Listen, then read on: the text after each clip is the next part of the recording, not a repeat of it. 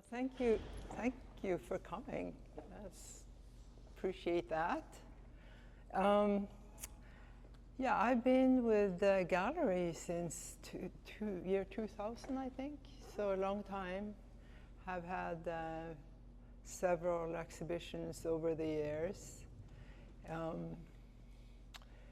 And it's a beautiful, beautiful space to show. It's great to get your pieces out of the studio, where it's really messy and not room for all of this. I keep moving the things back and forth and trying to see what it is I'm working on. So it's really nice to come in here and see them up on these beautiful walls in this beautiful gallery. So I'm very grateful for being with Foster White Gallery. Pleasure having you. Yeah, so I thought I'll start telling you that, well, it's May, the month of May, and 40 years ago, in the month of May, I had my MFA exhibition. So it's 40 years since I graduated from MSU in Bozeman, and it's a milestone, I think. It's amazing how fast those years have gone, and it's made me look back a little bit on my work too. I was trained or worked as an oil painter in graduate school, and had large oil paintings in this MFA exhibition. I loved being in graduate school. I actually stretched a 2-year program into 3 years because it was just so wonderful to be there. Anyway, we moved to Seattle in '86, and Jeff built me a studio over the garage. So I have a wonderful studio. I think that was done in 1990 or so. And so since then, I have worked in the studio. I had a job for a real job for a period of time, and then I've been full-time in the studio. Nice. So that's kind of a little bit about the background there. So this body of work, starting with being a painter with oil paint, I've always liked papers, something with all the texture of paper, the feel of it, the fragility of it, and I have always painted on paper and drawn on paper.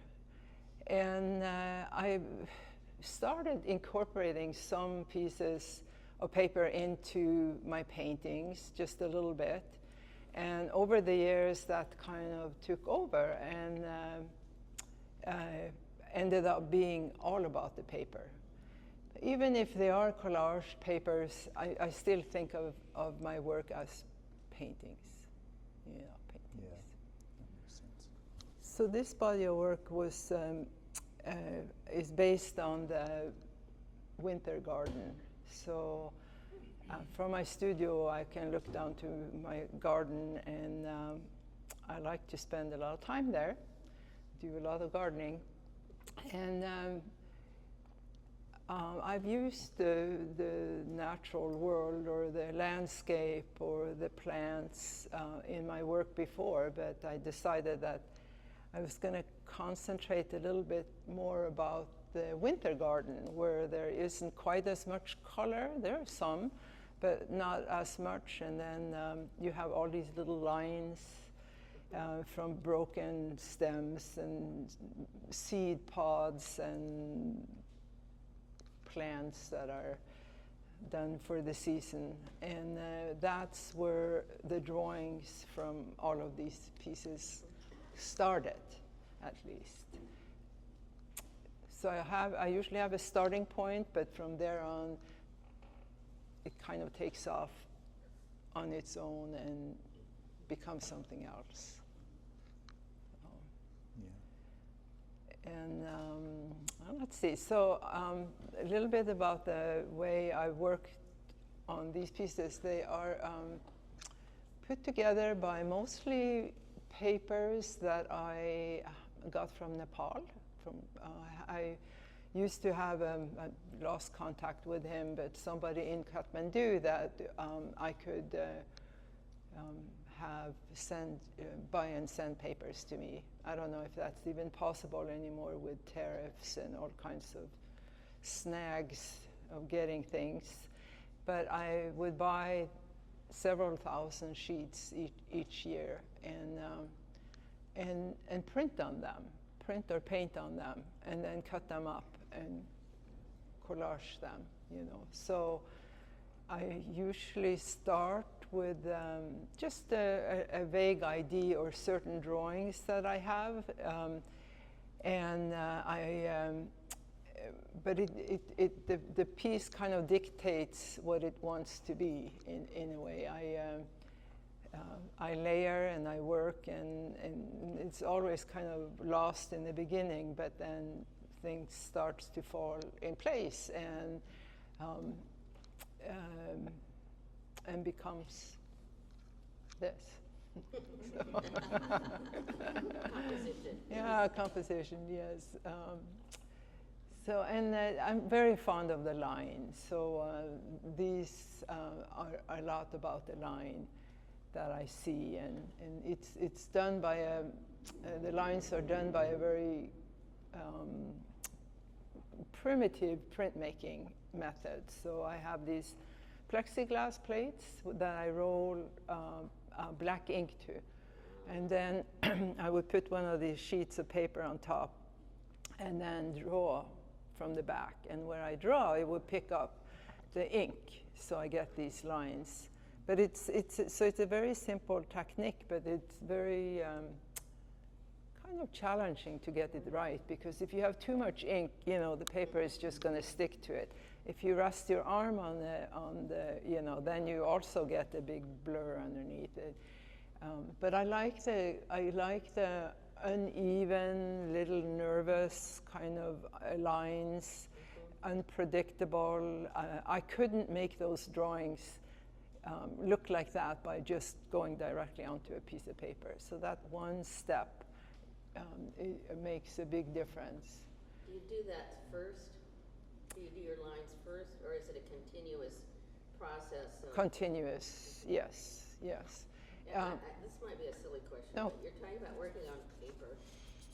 Are those paper or canvas? Well, they are like, yeah. oh, yeah. Are they? I've just never heard about Okay. doing everything on paper. So I just wanted to know, this painting, for Yeah. instance, is the surface paper or canvas? It's paper on canvas, collaged onto paint. So, canvas. But the whole thing is a canvas. Yes. as a And then strip. you put pieces of paper on it, a Right. collage type Yes. thing. Oh, okay. And Thank layer you. it and work it. Okay. You know, change it by adding new layers to it.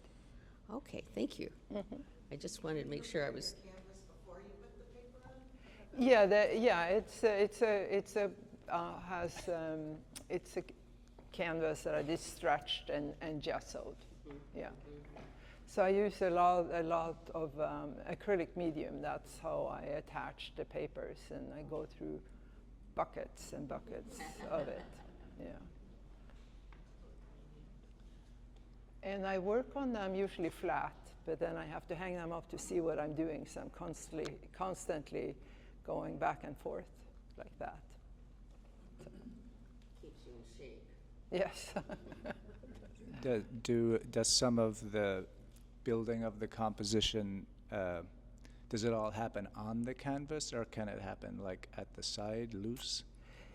It can probably happen on the side, you know, but most of the time I just go right onto the canvas.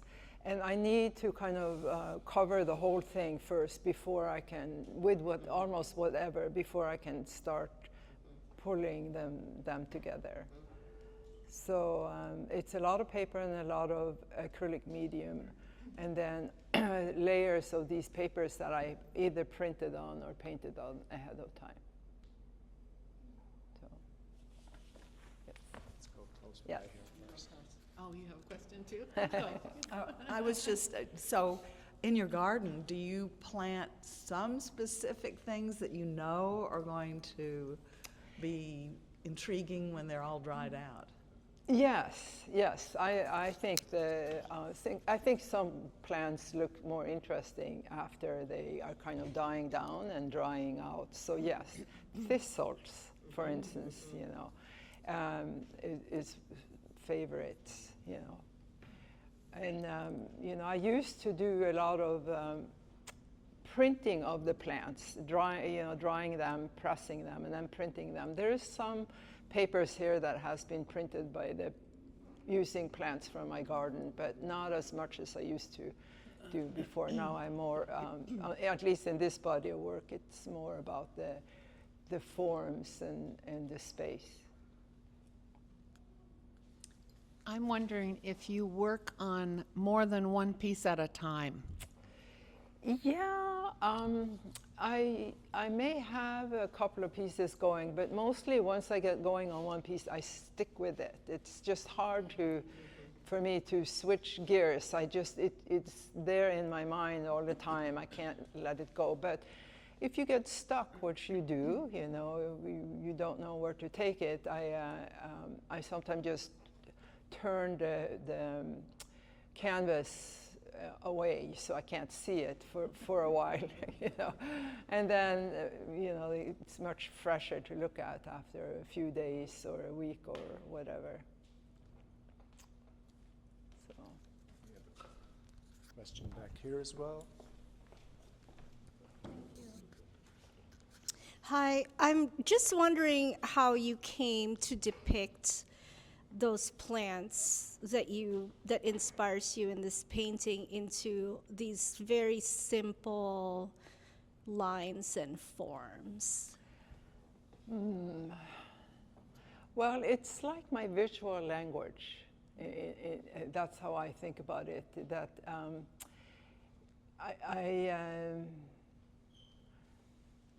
I guess it's an organic kind of thing that happens. I don't really plan it, but a lot of these forms and lines is just kind of part of my vocabulary, my visual vocabulary. And it's also been a development over years and years and years of working. So, you know, it's like learning a new language. It takes a while to be good at it and to be understood with it.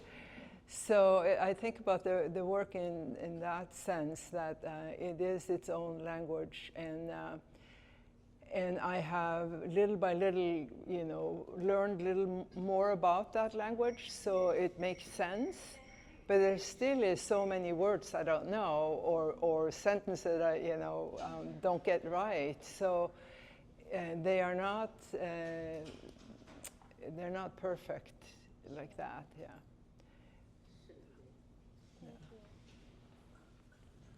Someone else have a question? I was wondering about your motifs or your Yeah. designs. I noticed the same kind of shapes are in each one because of the flowers, maybe. Some look kind of classical and very geometric. And so I'm wondering if in your past studies at the university, or I'm sure you studied classical shapes and forms and maybe mathematics. I mean, this is very geometric and that sort of things. Not consciously, but No. a rich background in those things.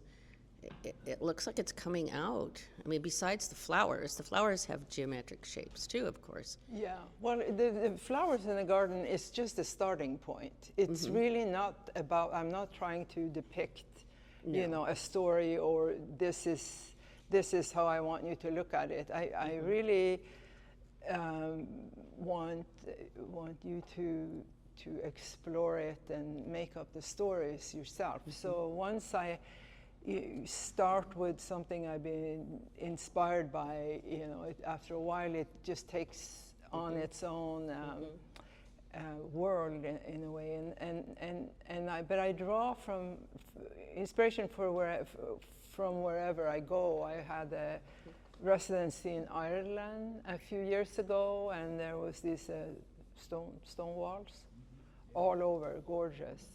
And I had a whole show when I came back based on that trip. I had a residency recently in Montana, and then I ended up doing a lot of tiny little landscapes and a little bit bigger work from there. Or I've done, so wherever I travel, when I go to Norway, where I'm from, I always come back with some kind of imagery or some idea that is derived from that. It makes it trip. very rich. It's very interesting. Thank you. Yeah.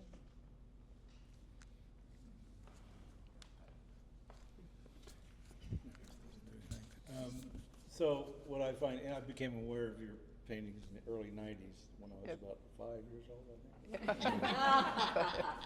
Anyway, so in my travels, I find it interesting. I'll be down in Vancouver in the Hiltons. Oh, there's Eva's stuff. She has several big pieces down there.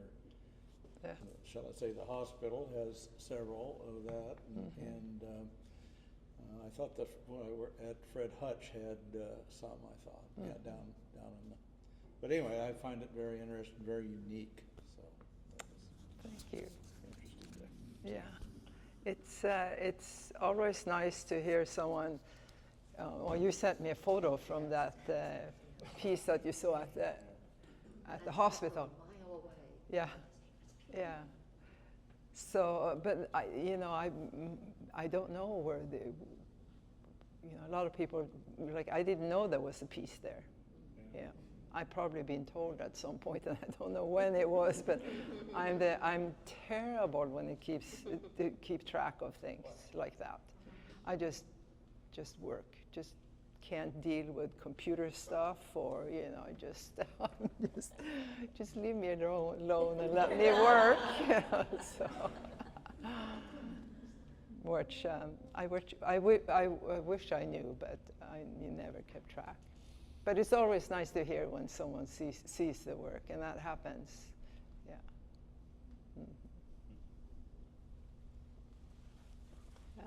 Yeah.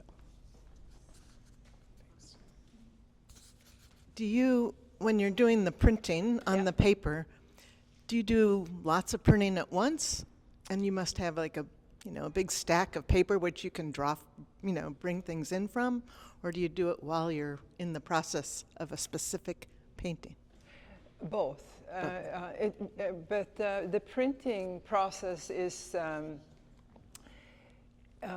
whole different setup. So it makes sense to do a lot of printing with the press, and then start working. But once I start working, I need, I realize that there is colors or forms that I want to incorporate, and I don't have them, so then I have to go back and make them, So I do both, but the printing process is pretty messy, especially when you're me, because it's, the ink sticks to everything, and so it's nice to separate the two things, do a little, but you could do whatever, that's I just don't really have a formula, but just give me a lot of, buckets of glue, or matte medium and papers, and then I work with it. I remember hearing that you sometimes incorporate pages from family in Norwegian. Yeah, my grandfather had a bookstore way north in northern Norway, and he collected everything, you name it, he collected it. And he had a lot of these magazines, and some of them, they would be one magazine a week that came out, and then he would have them binded. I don't know, that's something they did in those days. So a whole year thick, heavy book. I've taken those books from Norway and here over the years, weighs tons, you know, in my suitcase and drag them over here. And they're just great, you know. So, but in addition to these binded books, there were lots of loose magazines from the same magazines that was in the bindings.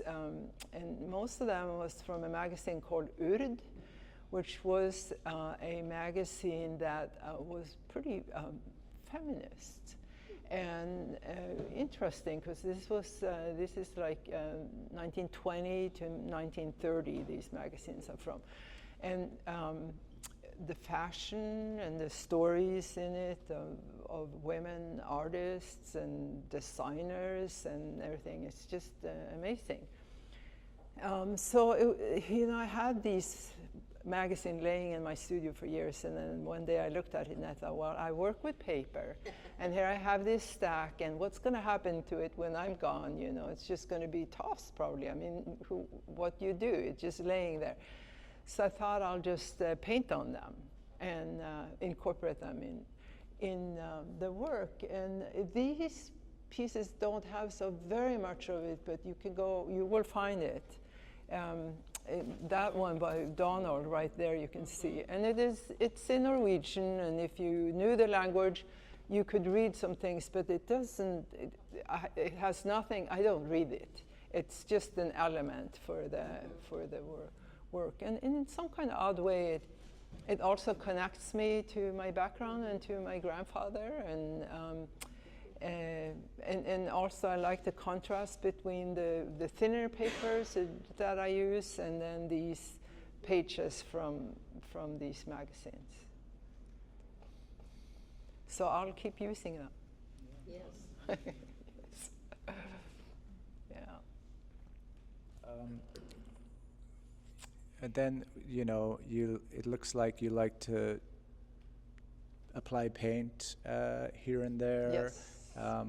Is that with brush then? It looks like here and there you might be finger painting almost. There is paintings in it too. And I think from now on they're going to be more painting, because I have a lot of paint.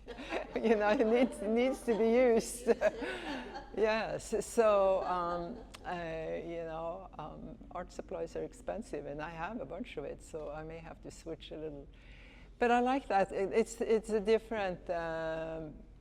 It's a different level to it too. So it's nice to combine with the drawn and printed papers.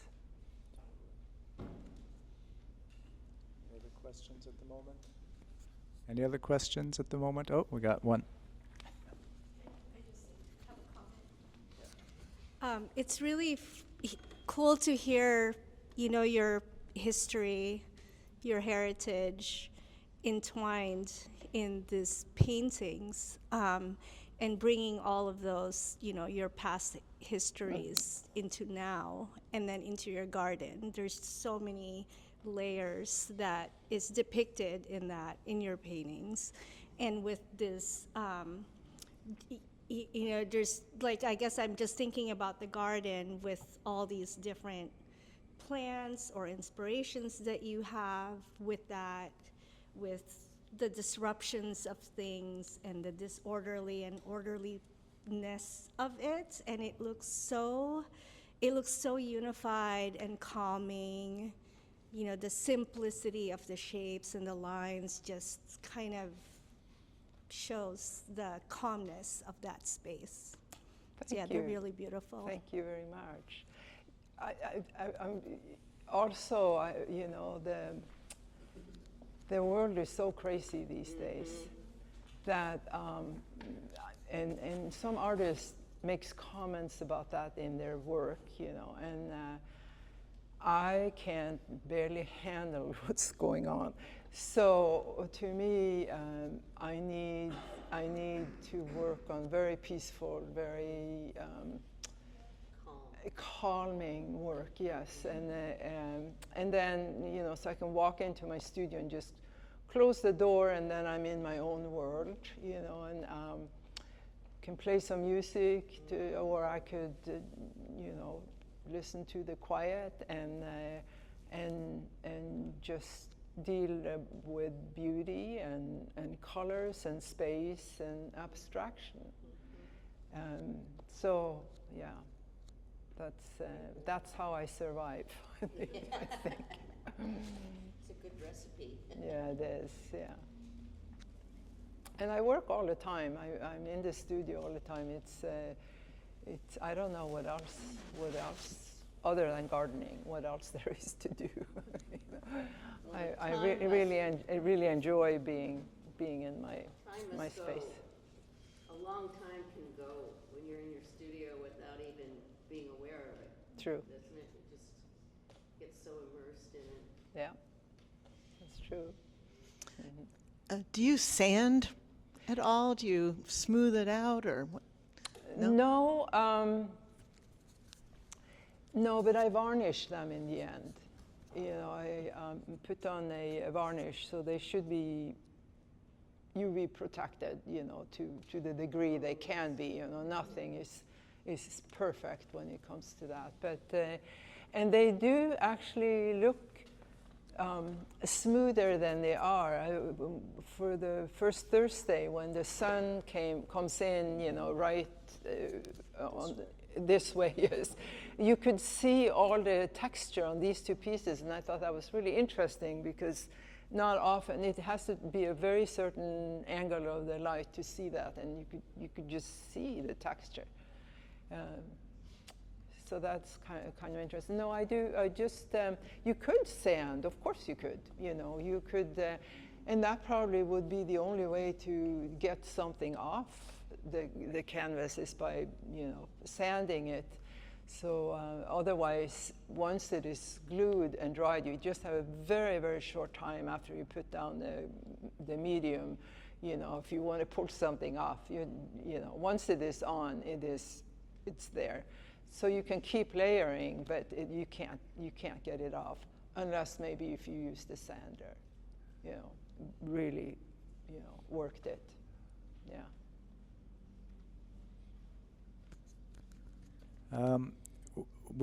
I think at the gallery we notice that sometimes it's let's say very abstract, but other times Yes. the lines approach figural forms. Is that something that happens by itself, or are you sort of switching modes a little bit? That's a good question. I think I would say it just happens by itself. But, you know, I'm always been interested in abstraction. And so some of the pieces are, you know, more broken up and have, you know, more about the color and the form, and have less of things that you can kind of make, you know, figure out what it is.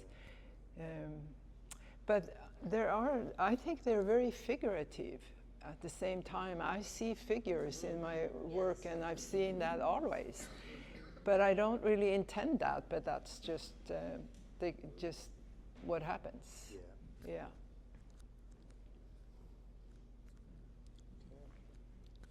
What do you think? Keep talking or wrap it up? If there is any more questions. Yeah. I just want to say, I don't need the microphone, that sometimes I work in the fiber art world, Yeah. paper person, and so much of your work looks like stitches. I know. So. And I always, when we were at the Nordic Museum, Yeah. I was just like, Yeah. bending over to see it. Those were lines of threads or something. I hear that a lot. Yes, I do, and yeah, they do. They do look like stitches. I should maybe start stitching on top of that and see what happens. Let me know. Yes. Yes. I have a background in weaving too, but it's a million years ago, when I was 5.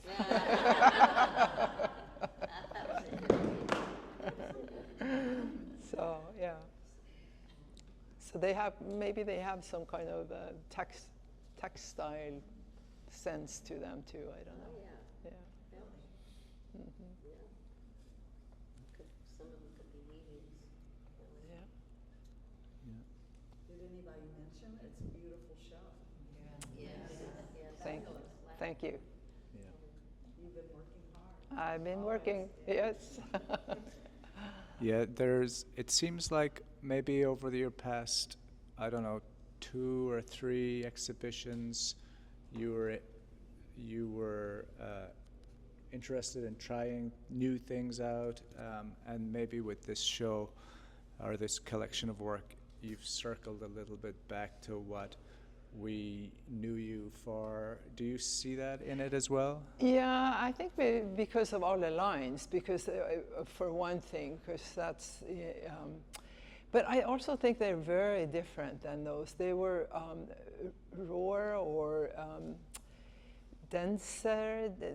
I see a big difference, but yes, I am going back and pulling out things, that were interesting material-wise and how I work, and bring it in to the new to this. Yeah. These are more quiet for sure than compared to I think the earlier. But I'm not afraid of changing things around either, because you have to. If you're going to work all the time in the studio, it has to be interesting. It has to be challenging. So. If you do the same all the time, then it will get boring, and I'm not interested in boring. It's fun,